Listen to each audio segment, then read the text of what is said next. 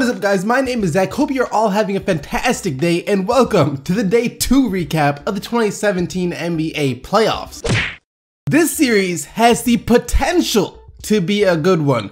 The Blazers showed through the first 3 quarters that Dame and CJ aren't here to play around. They legit believe they have a chance against the Warriors, and they were giving it everything that they had. The problem, though, lied within all of the other players that the Blazers had yesterday. I mean, CJ and Dame were fire, combining for a total of 75 points. Dame with 34 and CJ had 41. But with Nurkic out, they don't have a legit big man or third option whatsoever. Vonleh and Harkless weren't very good yesterday, and I mean like at anything. McCollum had 8 rebounds by himself.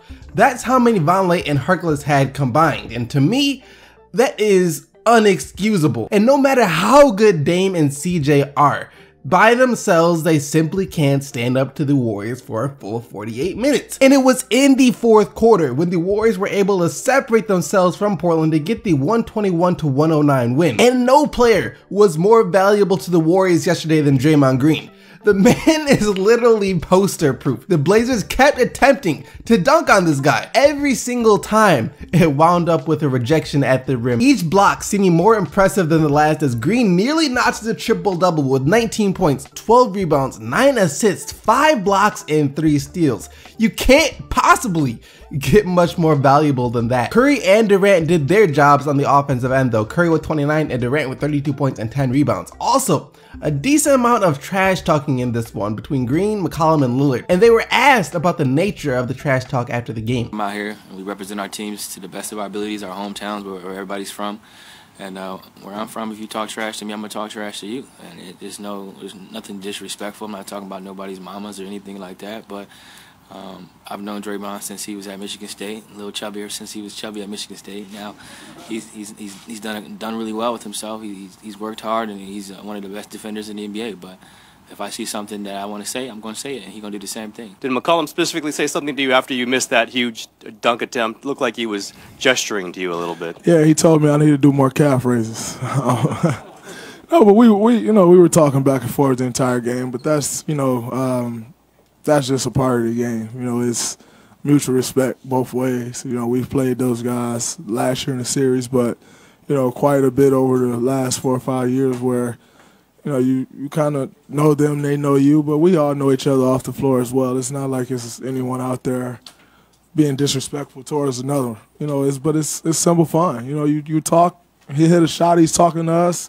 I hit a shot, I'm talking to them. I missed the dunk, he's telling me I need to do calf raises, and it's good back and forth. It makes the game a lot funner, that's for sure. What is it like playing against a Draymond Green?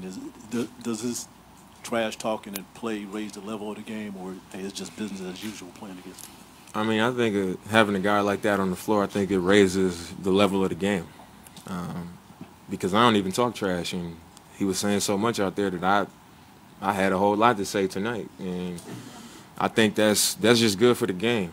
I think the league has softened up a lot, and it's not like that. So you got to have a rough guy like him out there. I think it's necessary, and I think their team, they depend on him to be that dog out there and to be that person. So for me, it's just going to make me raise the level of my game because I take it as a challenge. I'm also, like CJ said, I'm going to take exception to it, and I'm going to say something back. And that's what it's going to be. As long as that's how he's approaching it, it's going to be coming right back. I think that's why Lillard is a favorite among so many NBA fans. He just keeps it 100% real. And I know Draymond Green isn't really a favorite amongst fans, but I'm not gonna lie, I don't mind the guy at all. I know I would love for someone on my Pistons to have the same kind of attitude and mindset as him, and I think every team could use a guy like Draymond Green. Golden State now leads the series 1-0. I feel so bad for Isaiah Thomas. I think the majority of the NBA fan base expected this to be, a feel-good moment for Thomas after the passing of his sister on Saturday. Maybe he hits a game winner or something similar to how D'Angelo Russell did after his grandma died. But there was no Cinderella ending to this one. I mean, Thomas did ball out, dropping 33 points on 10 of 18 shooting to go along with 6 assists, but unfortunately for Boston, one of their biggest weaknesses came back to haunt them as they were destroyed on the glass by Chicago, 53-36. And Chicago gets the 106-102 win to steal home court advantage over Boston. Jimmy Butler got out to a slow start in the game for the Bulls, only scoring 7 points in the first half, but he got right back on track in the second half, hitting shot after shot after shot on his way to 30 points. But by far, the most impressive player for Chicago last night was Bobby Portis, who could very well be the X factor in this series as he provided some much needed outside shooting, finishing with 19 points, including 3 of 4 from deep as well as 9 rebounds. Other than Thomas and his 33 points, Al Horford had 19 points, 8 assists, and 7 rebounds for the Celtics. Once again, I'm sorry for your loss, Isaiah.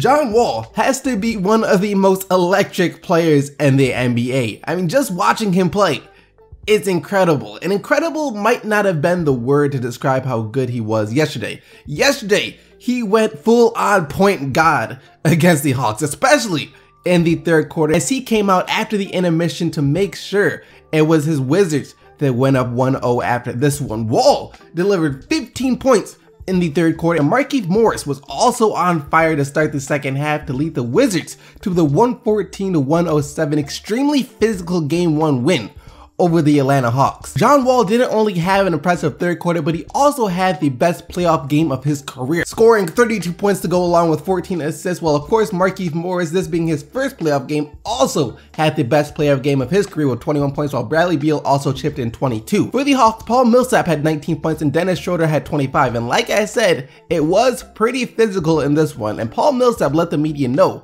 after the game, as he said the difference in the game was we were playing basketball and they were playing MMA. Now that's just playoff basketball. The level of physicality is on a whole nother level from the regular season, and Millsap knows that too. This isn't his first time in the playoffs, as he also said that they were physical. When the game is like that, we have to match their physicality. He's just trying to spread the message to his teammates, letting them know that they're gonna have to be much more physical the next time. My dad told me that when I was younger.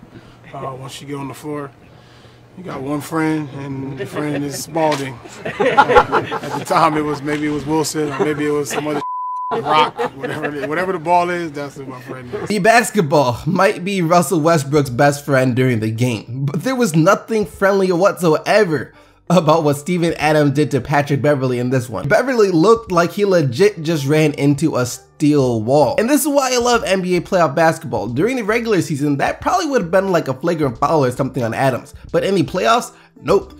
Just keep playing. And they did keep playing, except the more they played, the more obvious it became who the winner of this game was going to be. As in the matchup of the two front runners to win MVP, Russell Westbrook and the Thunder were able to keep up with the Rockets in the first half, but after that, you can forget about it, as Houston outscored OKC 59-33 in the final two periods to get the 118-87 win. And despite being rocked, Patrick Beverley showed that he is more important to this team than just a defender. He has a bit of an offensive game as well, and was red hot to score 21 points and 8 of 13 shooting from three, as well as fighting for 10 rebounds. But of course, James Harden is the master of offense, one of the best offensive players the league has ever seen. 37 points, 9 assists, and 7 rebounds for the Beard, while Westbrook had 22 points, 11 rebounds, and 7 assists for the Thunder. And that wraps up all the action for the Day 2 recap of the 2017 NBA playoffs, and now it's time to get into the Player of the Day.